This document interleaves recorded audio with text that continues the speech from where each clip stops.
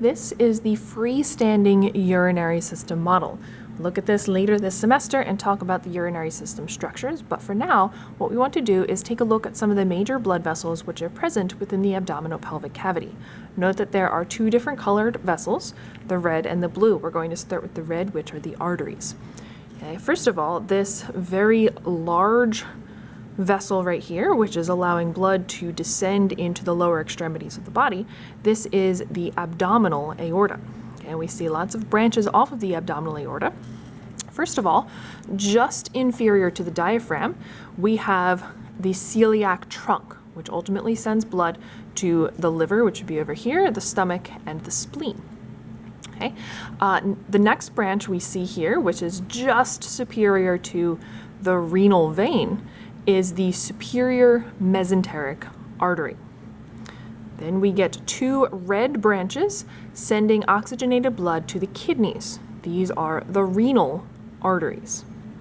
Okay, going down a little bit farther, we can see is a vessel here and a vessel here. These are the gonadal arteries.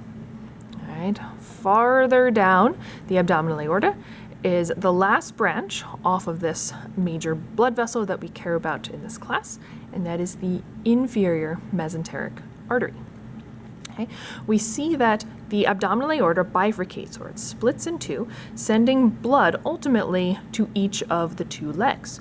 All right, this first branching event produces the common iliac arteries. Okay.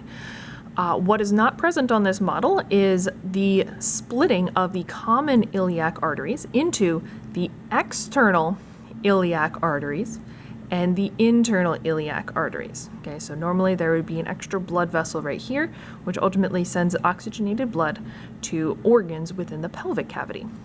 Okay, so common iliac artery, external iliac artery. And on this model, we can see that there are numbers indicating that the vessel has changed its name.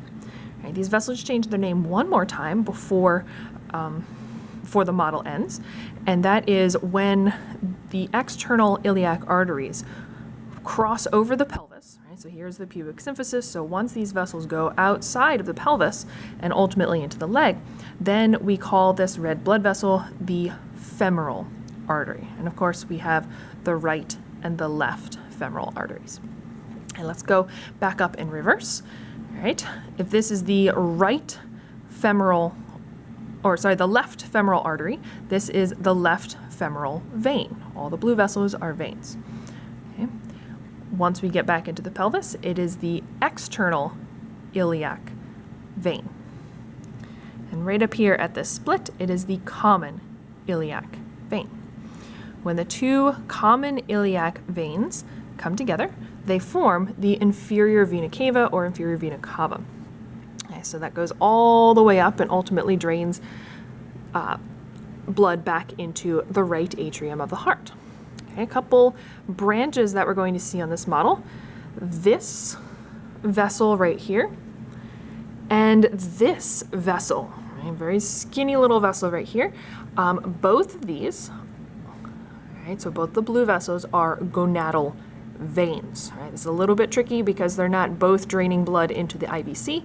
Instead, one, right, the left gonadal vein, is going to drain deoxygenated blood into the renal veins. Right? So this is the left renal vein. This is the right renal vein. Okay? And that is all for this model.